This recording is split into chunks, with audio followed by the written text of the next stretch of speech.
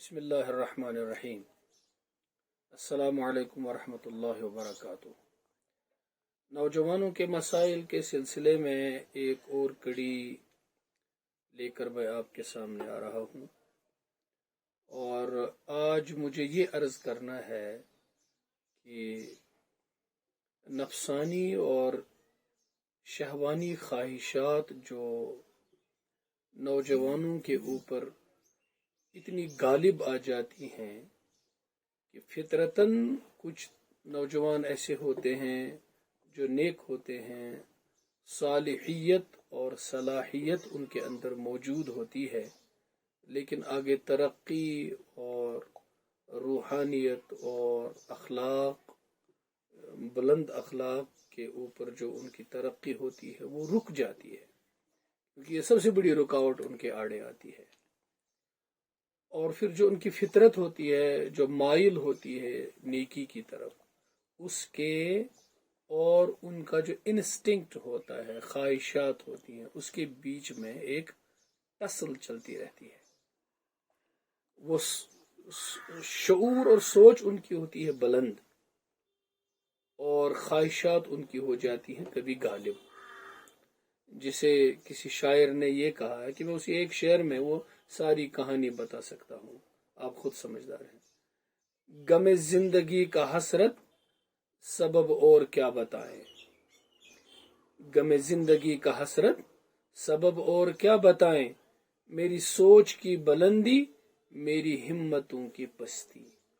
सोच उनकी सालिया होती है, लेकिन हिम्मत उनकी इतनी पस्त और कमजोर हो जाती है कि वो अपने ख्वाहिशात पर काबू नहीं पाते हैं। तो नतीजा गमे जिंदगी, तनाव, डिप्रेशन, स्ट्रेस, मेंटल स्ट्रेस। ये फितरतन नेक लोग होते हैं और ये एंजॉय नहीं करते हैं गुनाह को, ये मजबूर हो जाते हैं गुनाह के हाथों। बरक्स उन लोगों के जो गुनाह को एंजॉय करते हैं, उनके लिए मैं मामला दूसरा बता दूंगा। फिलहाल इन लोगों से मैं मुखातिब होऊंगा। वो नौजवान, वो बच्चे जो इबादत भी करते हैं, जो अपने खालिक व मालिक के साथ ताल्लुक भी रखना चाहते हैं, लेकिन जब वो जवानी की दहलीज पे कदम रखते हैं और माहौल आपको पता ही है, हमारे यहाँ हर तरफ माहौल खराब है। इन बच्चों पर हम बहुत ज्यादा दोष नहीं दे सकते इनको। वो किसी फारसी शायर ने कहा कि दरमियाने कारे दरिया तख्ते बंदन कर दई, बाज में गोई की दामा तरमकुन होशियार बाश। अब आपने इसको इस तबाही में डाल दिया, फिर कहते हो बच्चे से तुम पाक दामन रहना, ठीक रहना, गलती न करना। लेकिन जिस माहौल में इसको हमने डाल दिया, और बदकिस्मती से, बहुत ज्यादा बदकिस्मती से, जहां इंसान बनना चाहिए, जहां उसके अखलाक संवरने चाहिए, जहां उसकी अखलाकी और तालीमी और इंसानी अकदार की नशोनुमा होनी चाहिए, सबसे ज्यादा वो वहां बिगड़ रहा है। वो एक ऐसी फैक्ट्री बन गई है जहां से हमको बहुत बुरे माशरे के अनासिर तैयार होते हैं, और वो है हमारे तालीमी इदारे। ये बहुत बदकिस्मती है, बहुत ज्यादा बदकिस्मती। और जब मैं ये बातें आपके सामने अर्ज करता हूं, मैं जिम्मेदार हजरात के सामने असल में दस्तबस्ता गुजारिश करता होता हूं, इस चीज को देखा जाए।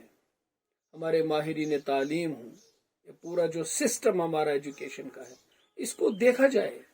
आप जो प्रोडक्ट चाहते हैं वो नहीं बनेगा आपका। आप आम के पेड़ से सेब चाहते हैं, वो नहीं उतरेगा। और आप जिस माहौल में बच्चों को तालीम देना चाहते हैं और फिर माशरे के अंदर उनसे एक मुस्बत और पॉजिटिव रोल चाहते हैं, वो नहीं होगा। ये परेशान हो जाएंगे। बदनसीबी की ये बात है कि हमने निकाह का ताल्लुक रोजगार के साथ जोड़ा है और रोजगार का दरवाजा सिर्फ नौकरी में बंद कर दिया है। अब आप बताइए हमारे मसाइल का हल कैसे निकलेगा? ये तो हमारे हाथ में है ना। अब चलिए, ये नौजवान फंस गया बेचारा, इधर से बालिग हुआ और उधर आग और पेट्रोल जमा कर दिया, अब इससे कहते हैं कि तुम हर चीज से बच जाओ। बहुत मुश्किल है, नामुमकिन नहीं, बहुत मुश्किल है।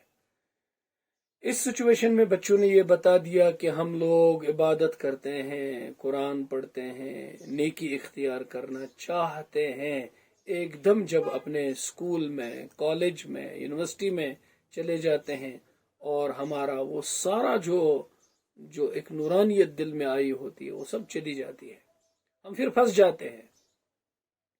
और फिर वो ताल्लुकात, वो रिलेशनशिप्स हमारी उसके साथ लगी हुई हैं। बहुत कम बच्चे ऐसे बचे होंगे जिनके ताल्लुकात किसी के साथ गलत बुनियादों पर नहीं होंगे।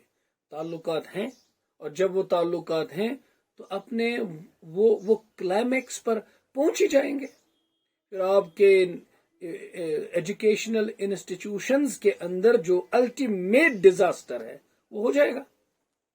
उसका आप कैसे सद्भाव करेंगे? वो परेशानी तो होगी आपकी। तो इसमें वो बच्चे पूछते रहते हैं कि हम क्या करें, कैसे बचें। मैं उनको मशवरा देता हूं कि देखो, जैसे हम कहते हैं कि अल हर्ब सिजाल, जंग एक ऐसी चीज होती है, कभी आप जीतते हैं, कभी आप हारते हैं। आपकी जंग शैतान के साथ है, आपकी जंग आपके अपने नफ्स के गलत जज्बात के साथ है। ये एक जंग है, आपके अंदर एक बेहतरीन इंसान छुपा हुआ है और आपके अंदर एक भयानक शैतान भी छुपा हुआ है। एक टसल चल रही है, कभी वो गिरा देगा, कभी आप गिरा देंगे। जब आप गिरें तो उठने की हिम्मत करें, गिरकर गिरते ही नहीं रहना है, और जब वो गिरा दे तो फिर आप भी गिरा दें। ये जंग चलती रहती है। यानी आप किसी बहुत गलत काम में फंस गए, 2 रकात नमाज पढ़कर तौबा कीजिए और अल्लाह ताला के साथ ये पक्का वादा इरादा कीजिए कि आगे नहीं करूंगा। आगे बढ़ गए, फिर फंस गए, फिर तौबा कीजिए। वो आपको गिराने से बाज नहीं आएगा, आप अल्लाह का दामन पकड़ने से बाज ना आइए। एक वक्त आएगा आपको कुव्वत मिलेगी। हिम्मत आपने करनी है, हिम्मत मर्दा मदद खुदा। हम ये चाहते हैं कि इव टीजिंग ना हो, हम ये चाहते हैं कि किसी की आज़ादी पे हाथ न डाला जाए। हम ये चाहते हैं कि हमारे माशरे में, हमारे मार्केट प्लेसेस में, हमारे वर्क प्लेसेस पे और हमारे एजुकेशनल इंस्टीट्यूशंस में कोई किसी की इज्जत और असमत पर हाथ न डाले, लेकिन सारा माहौल खुद फराहम कर रहे हैं। समझ में बात नहीं आ रही है कि हमारे जो सोच समझ वाले आगे के लोग हैं, ये बात क्यों समझते नहीं है? वो कैसे माशरा बनेगा? मैं उन नौजवानों से ये गुजारिश करता हूँ, हिम्मत कीजिए, अल्लाह ताला से दुआ कीजिए, और सबसे पहली बात जो आप कीजिए वो, मैं बार बार ये कहता हूँ, अपनी आंखों की हिफाजत कीजिए और नेक और सच्चे और अच्छे लोगों के साथ राब्ता कीजिए। बुरी आदतों से अपने को बचाइए। और ये जो ताल्लुकात है ना, आपके गलत ताल्लुकात, इससे अपने आप को बचाइए। देखिए, ये जो नौजवानी है ना, ये एक ऐसी एज है, इसमें बुजुर्गों की, बड़ों की नसीहतें बहुत कम समझ में आती हैं। जो बच्चे नसीहतों पर अमल करते हैं, सब्र करते हैं, बर्दाश्त करते हैं, वो आगे की जिंदगी में बहुत खुशगवार जिंदगी गुजारते हैं। मैं हाथ जोड़कर आपसे कहता हूं, आपने चंद दिन इंतजार करना है। ये नौजवानी का जो वक्त है, इस वक्फे में आप बर्दाश्त कीजिए, अपनी तालीम की तरफ तवज्जो कीजिए, मुआशरे के अंदर कंस्ट्रक्टिव कामों की तरफ तवज्जो कीजिए, वालिदैन की खिदमत, असातिज़ा का रिस्पेक्ट, और जो कुछ भी आपके इर्द गिर्द माहौल है उसमें कुछ कंट्रीब्यूट करने की तरफ सोचिए। लिखिए, लिखना पढ़ना अपना ओढ़ना बिछोना बनाइए, गलत कामों की तरफ ना चले जाएं, वरना ये ख्वाहिशात ये गालिब आ जाएंगी, आपको हैवान बना देंगी, और आगे जब जिंदगी में आपने कुछ बनना होगा आप नहीं बन पाएंगे, आपका वक्त जाया हो चुका होगा। 4 चीजें मैं आपको आज बता दूंगा जिससे आपको हेल्प मिलेगा। 1, पानी ज्यादा पिया कीजिए। ज्यादा मतलब जितना चाहिए उतना पिया कीजिए। वैसे हमारे कश्मीर में लोग बहुत कम पीते हैं पानी। एक एक सिप लेते रहिए और पानी पीजिए। नंबर 2, धूप में थोड़ी देर के लिए बैठा कीजिए। नंबर 3, आप गहरी गहरी सांसें लिया कीजिए। और नंबर 4, रोजाना वर्जिश किया कीजिए।